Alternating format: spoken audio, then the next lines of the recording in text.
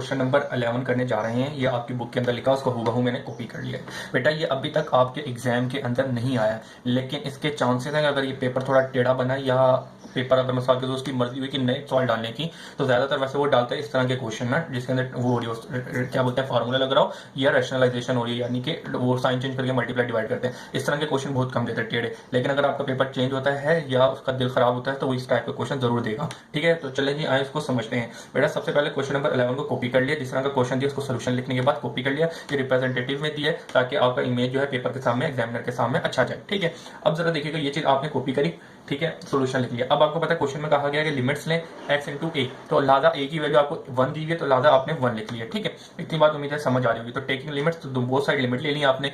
अब लिमिट ले ली, अब आपको पता है कि इसके अंदर डायरेक्ट लिमिट अप्लाई कर दी तो आपके पास दो आंसर आएंगे, 0/0 या 1/0। तो इसका मतलब ये होगा कि आपने डायरेक्ट लिमिट अप्लाई नहीं करनी, सिंप्लीफिकेशन करना है। ये सारी चीज जो होती है सारी रफ वर्क में हम लोग चेक कर रहे होते हैं। लिहाजा अब आपको पता है कि इसके अंदर लिमिट मुझे तो पता है क्योंकि मैंने प्रैक्टिस की, और अगर डायरेक्ट भी वैल्यू डालेंगे तो आपको पता चलेगा एक और एक और एक और एक, ये दो दो दो ये देंगे, माइनस का दो तो कैंसिल आउट होकर 0 अपॉन में आ रहा है, इसका मतलब कोई ना कोई गड़बड़ी है। तो लिहाजा आप सिंप्लीफिकेशन करें। तो हम सिंप्लीफिकेशन करते हैं, तो लिहाजा इसके अंदर जो तरीका अप्लाई करना है वो दो तरीके हैं। एक तो मुश्किल वाला है, आपने अगर कहीं देख पढ़ा होगा तो आपको पता होगा, लेकिन जो आसान वाला है वो बता रहा हूँ। सबसे पहले इसके अंदर क्या करना है, आपको x इजिकल टू 1 दिया है, तो लिहाजा आप क्या करेंगे, लेट कर लेंगे इसकी लिमिट को चेंज करने के लिए, x is equal to 1 plus t कर देंगे और करेंगे कि t इजिकल टू 0। तो लिहाजा अगर t की वैल्यू यहाँ पे 0 पुट करेंगे, खुद सपोज किया आपने, ठीक है, t की वैल्यू अगर 0 पुट करेंगे तो x इजिकल टू 1 ही रहेगा जो हमें दिया हुआ है। लिहाजा ये सपोज करके हमारा काम निकल के आ रहा है, जिससे आपका काम निकल के आए वो काम आप दुरुस्त कर सकते हैं। ठीक है, तो लिहाजा यहाँ पे हम क्या करेंगे, t इजिकल टू 0 हमने सपोज किया, तो लिहाजा अब जहां जहां x होगा वहां पे हमने लिमिट चेंज की है, तो जहां जहां x था वहां पे हमने t पुट कर दिया।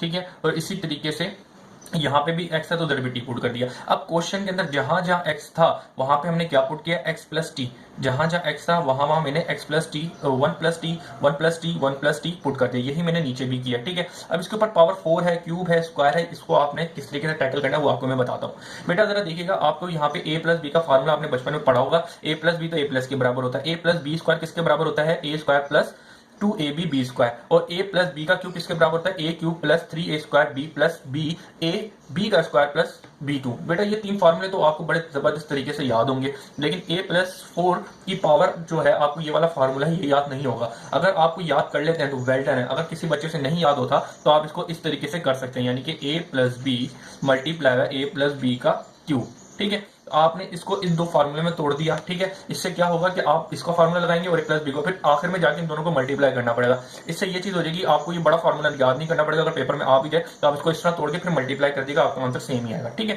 तो लिहाजा आप इसको इस तरह भी कर सकते हैं, लेकिन फिलहाल मैंने अभी a प्लस बी की पावर 4 से एक्सपेंड किया। अब मैंने क्या किया है, जरा इन चारों फार्मूलों को यूज करते हुए जहां जहां पे एक पावर 4 का फार्मूला, इधर क्यूब का, इधर स्क्वायर का फार्मूला मैंने यूज किया। ठीक है, जो ये मैंने एक फार्मूला यूज ये किया है, दूसरा फार्मूला जो यूज किया उसके लिए ये ब्रैकेट, तीसरा ये, और ये वाली जो चीज है वो ऐसी की ऐसी ही, ये जो ऊपर लिखा है 5 1 प्लस टी वो 5 प्लस 1 टी प्लस 4 ऐसी का ऐसी लिखा है। ठीक है, ये चीज इधर हो गई। इसी तरीके से नीचे आ जाएंगे तो क्यूब का फार्मूला था वो मैंने इधर एक्सपेंड कर दिया, स्क्वायर का फार्मूला था मैंने यूं एक्सपेंड कर दिया, और ये जो चीज थी वो ऐसी की ऐसी लिखी जा रही। ठीक है बेटा, अब इसके बाद क्या किया है, 1 की पावर 4 लूंगा, मेरे पास 1 आएगा, 1 की पावर लूंगा, 1 की पावर क्यूब लूंगा, 1 आएगा, 4 को 1 से मल्टीप्लाई किया 1, 4 को 1 से मल्टीप्लाई किया 4, और टी से मल्टीप्लाई किया 4t आएगा। ठीक है, तो लिहाजा ये मैंने 4t लिख दिया। इसी तरीके से 1 की पावर लूंगा मैं 2, तो 1 आएगा, 1 को 6 से मल्टीप्लाई किया 6 आया, और टी स्क्वायर, तो लिहाजा ये टी स्क्वायर किया। इस तरीके से इस पूरी वैल्यू को मैंने इधर लिखा, इसको इस तरीके से इसी वैल्यू को मैंने ये इस ब्रैकेट में लिखा, और इस तरीके से इस पूरी वैल्यू को मैंने सोल्व करके इधर लिखा, और यहाँ पे मैंने इसको ऐसे कैसे लिख दिया। और इसी तरीके से यहाँ पे भी वो सिंप्लीफिकेशन, जो बेसिक सिंप्लीफिकेशन हो रही थी, 1 की पावर जितनी मर्जी हो 1 आएगी, और स्क्वायर लेके जिस तरह की चीजें हो रही थी वो मैंने सिंपली बस लिखा है। ठीक है बेटा, सिंप्लीफाई करके। अब इसके बाद मैंने क्या किया है, इसके बाद मैंने ये किया है सिंपल, जो जिस तरह के नंबर थे उनको एज इट इज लिखा है, जिस तरह के नंबर थे उनको एज इट इज लिखा है, लेकिन जहां जहां बाहर माइनस था तो अंदर के क्या साइन होंगे, चेंज। तो यहाँ पे माइनस था तो अंदर बाहर माइनस था तो अंदर के सारे साइन मैंने चेंज कर दिए। इसको प्लस करता हूँ, ये माइनस का, ये भी माइनस का, ये भी माइनस, क्योंकि ये तीनों प्लस के तो तीनों माइनस के हो गए। ठीक है, इसी तरीके से जो माइनस का था ये माइनस का 5 मल्टीप्लाई होगा अंदर से, तो इनके साइन चेंज कर देगा, प्लस 4। इस स्टेप में से मैंने माइनस के साइनों को मल्टीप्लाई किया। इसी तरीके से ये इधर का इधर रहा, लेकिन ये माइनस का तो अंदर जाके साइन चेंज कर देगा। इसी तरीके से ये माइनस का तो अंदर जाके ये साइन इसके चेंज कर दिए। ठीक है बेटा। अब इसके बाद मैंने क्या किया है, अब इसके बाद अब मैं क्या कर रहा हूँ, अरेंजमेंट कर रहा हूँ। सबसे पहले मैंने कांस्टेंट नंबर रखे हैं, कांस्टेंट नंबर के बाद टी की पावर 1 लिखी है, टी की पावर 2 और टी की पावर 3 और टी की पावर 4 वालों को अरेंज किया। तो सबसे पहले बेटा जरा देखिएगा, 1 कांस्टेंट नंबर एक ये है, एक 1 है, एक -1 है, एक -5 है और एक +4 है। तो लिहाजा इनको मैंने एक साथ लिख लिया। फिर टी की पावर मेरे पास एक यहाँ से आई है, एक टी की पावर मेरे पास ये आई है, एक टी की मतलब टी की पावर 1 जो है -2t और ये आई है और -t5। तो लिहाजा जितनी भी टी की पावर वैल्यूज आ रही थी, टी जिनके साथ लिखा था उनको मैंने ये लिख लिया, ठीक है। अब टी के बाद मैंने टी स्क्वायर लिया, तो टी स्क्वायर सबसे पहले मुझे कहाँ मिला, 6t स्क्वायर, तो जरा जगह नहीं थी, मैंने इसको उधर लिख लिया। फिर आगे मेरे पास 3t स्क्वायर यहाँ पे मिला, तो 3t स्क्वायर लिख दिया। 3t के स्क्वायर के बाद इसके बाद और कहाँ आ रहा है, -t स्क्वायर, तो ये टी स्क्वायर लिख दिया। फिर इसके बाद में और कहाँ टी स्क्वायर आ रहा है, और कहीं टी स्क्वायर नहीं आ रहा। फिर मैं टी क्यूब के ऊपर आ जाऊंगा, तो 4t क्यूब है, तो सबसे पहले फिर मैंने 4t क्यूब लिख दिया। इसके बाद आगे टी क्यूब मेरे पास ये सिंपल है, तो टी क्यूब लिख दिया। और आखिर में मेरे पास सिर्फ t4 लिखना, तो t4 की एक ही वैल्यू थी वो मैंने लिख दी। इस तरीके से मैंने बिल्कुल नीचे भी अरेंज किया कि कांस्टेंट नंबर लिखे, फिर टी की वैल्यू, टी की पावर 1 थी, फिर टी की पावर 2 जो लिखी उनको लिख दिया, टी की पावर फिर 3 थी, टी की पावर 3 लिख दी। इसके बाद और कोई वैल्यू नहीं थी, यानी कि बड़ी पावर नहीं आ रही थी नीचे, वो मैंने नहीं लिखी, ठीक है बेटा।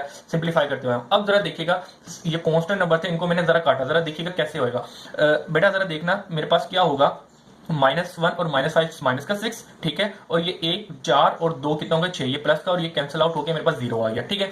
इसी तरीके से इनको जब कांस्टेंट को सोल्व किया ये आया, और टी की वैल्यू को जरा देखिएगा, 4t और 3 कितना होगा, 4 और 3 7 हो गए। इसी तरीके से ये तो प्लस का हो गया, लेकिन माइनस माइनस भी प्लस होंगे, तो 5 और 2 कितने हो जाएंगे, 7 हो जाएंगे माइनस के। तो लिहाजा ये प्लस का ये माइनस का कट गया, तो 0t आ जाएगा मेरे पास। इसी तरीके से आप यहाँ पे जरा देखिएगा, टी स्क्वायर की वैल्यू को 6 और 3 कितना हो गया मेरे पास, 6 और 3 मेरे पास हो जाएगा 9, और 9 में से 1 निकाल दिया तो मेरे पास 8 आ गया। फिर टी क्यूब की वैल्यू स्टार्ट हो जाएंगी, तो 4 और 1 5 टी क्यूब आ जाएगा और 1 t4 आ जाएगा। इसी तरीके से नीचे जरा देखेंगे, ये देखिएगा, ये प्लस का, ये माइनस का, ये माइनस का, ये प्लस का, यानी कि कांस्टेंट नंबर भी मेरे पास 0 आ गए।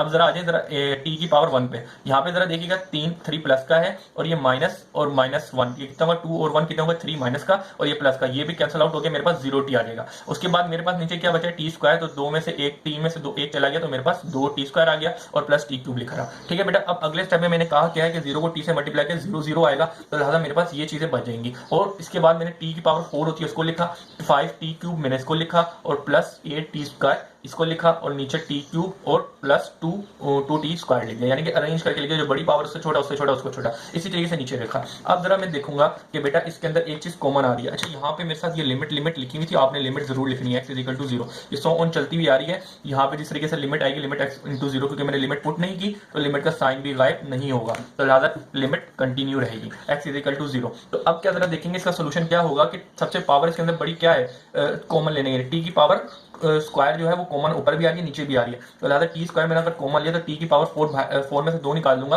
टी स्क्वायर आया। अगर यहाँ पे मैं कॉमन लूंगा तो मेरे पास क्या आएगा, +5t आ जाएगा, क्योंकि 3 में से 2 बाहर कॉमन चला गया, और +8 2 बाहर चला गया, तो लिहाजा यहाँ पे 1 बचेगा, तो 8 का 8 ही रहेगा। इसी तरीके से डिवाइड किया मैंने, नीचे जरा देखिएगा टी की पावर स्क्वायर सबसे छोटी वैल्यू उसको मैं डिवाइड करूंगा, तो जरा देखिएगा मतलब कॉमन लूंगा, तो कॉमन लिया तो यहाँ पे 3 थे, 3 में से 2 बाहर चले गए, तो 1 मेरे पास बचा, प्लस 2 बाहर चले गए, तो मेरे पास 1 बचा, 1 को 2 से मल्टीप्लाई किया 2 ही आया। अब इसके बाद मैंने क्या किया, इसको इससे काटा, तो मेरे पास बेटा क्या आया वो मैं इसको कंटिन्यू करता हूँ यहाँ पर, ठीक है।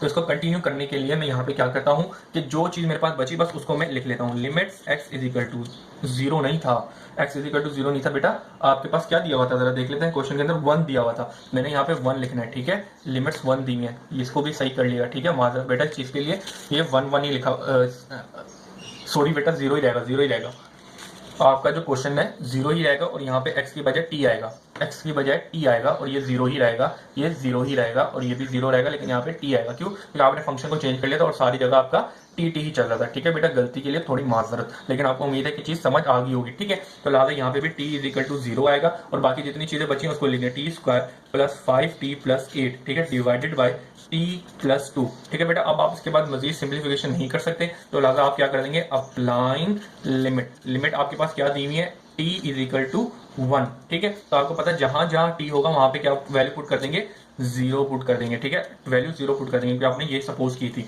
तो लिहाजा जहां जहां t है वहां 0, प्लस जहां जहां t है वहां पर 0, डिवाइडेड बाय जहां जहां t है वहां पर 0, तो लिहाजा 0 का स्क्वायर लिया 0, 5 को 0 से मल्टीप्लाई किया 0, प्लस 8 डिवाइडेड बाय 0 + 2, ठीक है बेटा।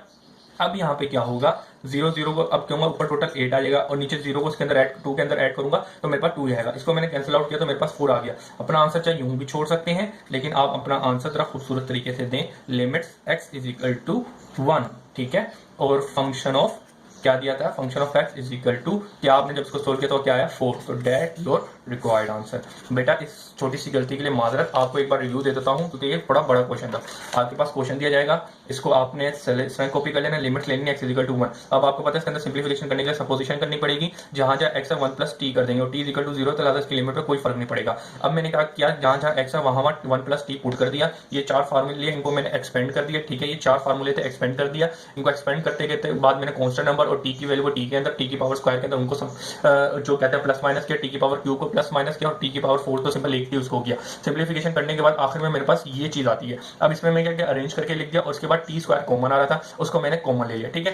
टी की गोज टू 0 जो लिमिट्स है वो लिखते हुए रहेगा यहाँ पे, टी की power goes to 0, limits t is equal to 0 जा रहा है, ये आप सबके साथ लिखेंगे, ठीक है। t is equal to goes to 0, तो ये कंटिन्यू चलते हुए जाएगा। तो इसको लिहाजा मैंने जब t कॉमन ले लिया, टी स्क्वायर कॉमन ले लिया, तो मेरे पास ये वैल्यू आई। तो अब मैं सिंप्लीफाई नहीं कर रहा, तो लिहाजा मैंने लिख दिया अप्लाइड लिमिट। तो यहाँ पे t इज इक्वल टू 0 था, t गोज टू 0 जा रहा था, तो जहां जहां t होगा वहां वहां आपने 0 पुट कर देना है। तो उसके बाद सिंप्लीफाई किया तो t की पावर यानी कि मेरे पास 4 बचा, डेट योर आंसर। अल्लाह हाफिज।